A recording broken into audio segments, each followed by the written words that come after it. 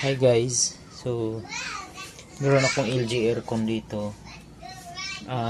Few months ago nagkaroon siya ng problema. So dito sa display lumalabas niya dati is CH05. So nag-search ako sa internet. Ang sinasabi doon usually is communication error. And pag tinignan mo sa internet, usually pag communication error is ano siya, parang usually parang split type aircon. Meron siyang outside unit at saka yung sa indoor unit. So yung kable doon parang ganito, ano siya, ang iba kinakalawang ganun, pero in my case ano to window type siya.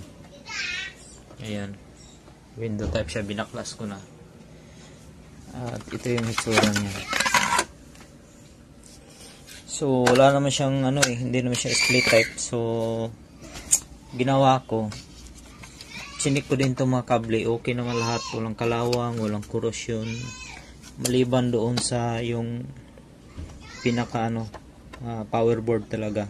Meron kaunting kalawang, pero walang mga open circuits. So nilinis ko lang. Ayun, pati ang manually nilinis ko lang gamit walang pressure na tubig. So ayun, ang nakikita kong pinaka issue dito ang sensor. So wala siyang yung sensor dito sa labas. Disclaimer pala, hindi ako aircon technician or knowledgeable sa aircon, but meron tayong background sa electronics at saka basic understanding sa aircon, kaya troubleshoot natin at saka marunong din tayo mag-testing na sensor. Basically ang sensor na to is para siyang resistor din ang characteristic, pero pag may temperature change, ang resistance dito sa terminal is nagbabago siya. So basically I already contacted LG and kaya naman nila ayusin. Meron din silang stock pa sensor. So basically you need to have a budget around 3,000 to 5 to 3,000 kasama na ang sensor. So ayun, ayaw kong gumastos ng ganoon. Ayaw din nila sabihin ang value ng sensor. Marami na rin, nag-research na ako ng value pero wala akong makita. Walang schematic diagram, as in wala lahat. And then ngayon trial and error ako So I ordered indoor sensor sa Lazada. Marami namang nabibili, maraming value. So what I did, I tried, nag-trial and error ako. I bought 10K, merong 50K at saka 5K. So first ang tinry ko ang 10K. So basically nag-observe lang ako sa characteristic nung in-install ko yung 10K. So basically basic function sa sensor, diba, once ma-reach ang desired setting temperature ng dito sa aircon mo, like for example yung mga 16, 24, 18 ganun. So masisense dito yun, so siya yung function ng sensor yun dito sa harap. Ayan siya, itim, nakabalot siya PVC. So yun yung basically. So based on my observation gamit ang 10K, so hindi siya nag-auto off yung motor. Lang siya, tawag nun, pag naka-cooling siya, cool lang talaga, hindi siya namamatay. So naghanap ako ng spot na malamig dito, tinutok ko siya yung dito. Yan, tinutok ko dyan siya, kahit inuskos ko na sa yung watery part na nag-yellow or something, pinakamalamig, hindi siya nag-o-off. So pati din tong 5K. So ayun, trial and error ako dyan. Sinaksak ko dito, yan, dito sinaksak. So lastly, nag-attempt ako sa 15K, which is parang basically na achieve yung yung basic function ng sensor. as I observe na nag-on and off siya. So ayun, basically pag testing ko nilagay ko muna siya dito, pero hindi mo makukuha ang tamang temperature dahil dito ako sa room sa stock room. Hindi, nandito din yung exhaust, yung mainit, so halo siya, so hindi mo masyado ma-testing kung functioning ba siya talaga o hindi.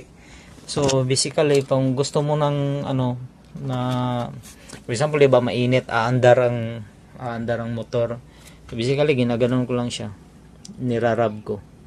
So ayun, umaandar ang motor, and then pag hinayaan ko dyan, nilalapit ko doon o dito sa yung indoor na fan, tinututok ko sa dyan, so namamatay naman siya. So basically siguro itong original na value ko na temperature sensor is malapit somewhere sa 15K. So ito kasi wala siyang value wala akong makikita. So ayun, trial and error, sensor lang naman yan, walang masisira. So ang error niya dito is CH05, so which is sa internet hindi sinasabi, ang sinasabi nila iba, communication error dayon, hindi siya sensor. Pero ang iniisip ko kasi ang sensor sa ganitong unit na window type para din siyang communication, dahil ayun, nare-read ng board na analog value, so parang nire-read niya communication from here sa sensor going to the board. Yun yung ini-interpret ng MCU, na parang kino-convert niya into something temperature.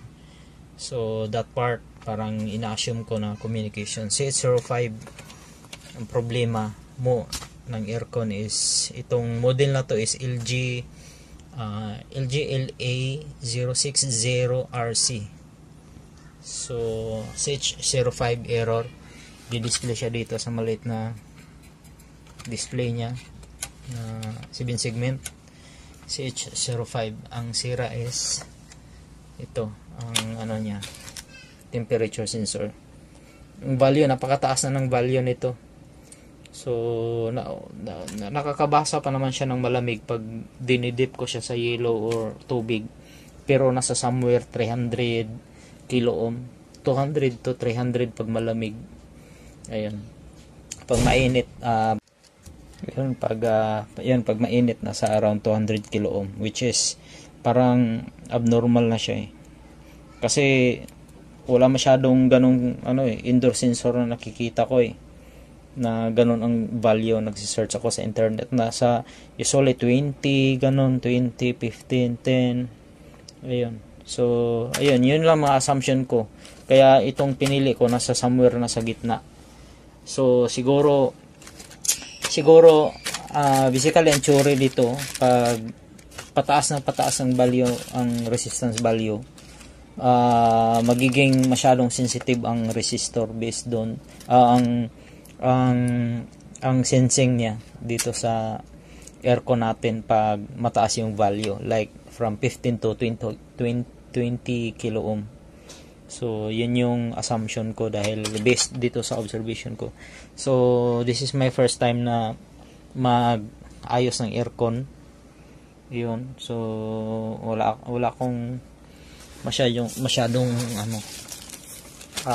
theory ng air conditioning.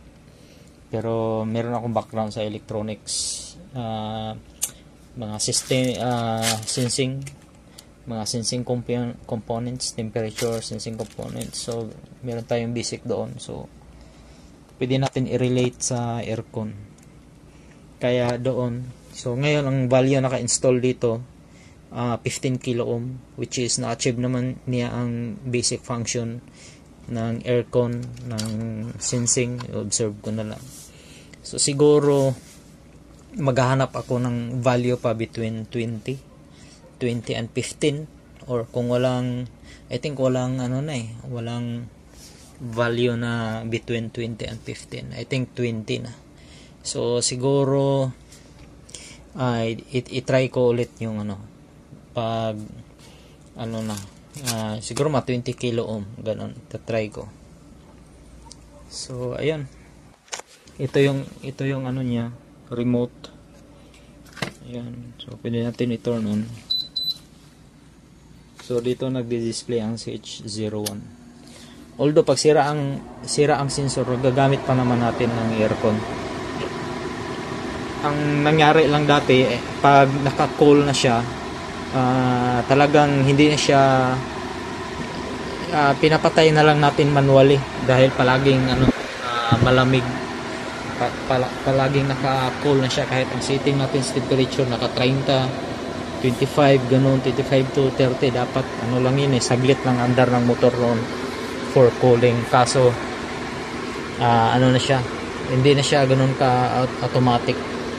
Kaya dati napupuyat ako dahil pag masyadong malamig na, pinapatay ko yung aircon manually. Ayan, so naka fan. Ayan, ang CH01 yan, umandar siya. Ang CH01 dati lumalabas dito so ito yung temperature setting mo, tapos nawawala yan, napapalitan ng CH05 pala. Pag tinanggal mo tong sensor, ang makikita mong value is CH01. Parang wala siyang na-detect na resistance value or temperature sensor na nakalagay CH01. Pero pag nilagay ko tong sira, ito ang error dyan na mag-indicate is CH05. Itong original niya. Ayan. So I think ang value dito is between, siguro nasa 20 and 15. Now ito, hindi kasi ako bumili ng 20, so 15 lang. So ngayon naka-under ang motor. Ayan. So basically pag malamig, nilagay natin siya dyan sa tinutok natin, namamatayan siya. Yan lang naman ang basic function ng sensor. Ayan. So ayan, namatay na siya. So ibig sabihin functioning na ang sensor na ito. I think for me ang 15 kilo ohm is satisfied ako dyan. Ayan. So ayan, kung i-remove natin, so assuming mainit ang ROM, ayan, andar na siya ulit. Ganun lang. So yun, I'm not sure if nadali natin or ano, basta ayun na yun. I think satisfied na ako as for now. Hindi ko masubukan ng 20 kilo ohm dahil wala ako. So ayan, i-assemble ko nito.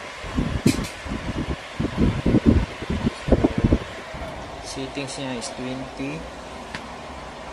Ayan. Kung may issue ang aircon nyo, magbi-blink ng CH05. Okay? So I think i-assemble ko na to dahil magulo dito sa kwarto.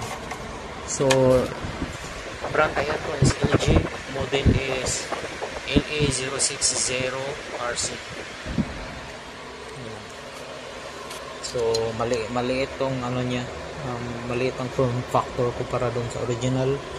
So siguro lagyan ko na lang siya ng tape para mag-fit doon sa ano niya. So yan yung sa left ang original, ang sa right is ang replacement sa Shopee. So sa forum din, sa Facebook pala, sa mga aircon ko walang nakatumbok din. Ang sinasabi nila mga 2.5 ganun up to 10, yan yung assumption nila. So wala ding nakakaalam exactly. Okay, so ayan, okay na to, kaysa itapon pwede naman.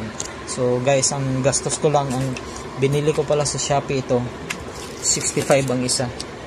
Yan, galing China, 65. Kahit anong value nila, yun, same lang ang presyo, 65. Symbol ko na to. Bye guys.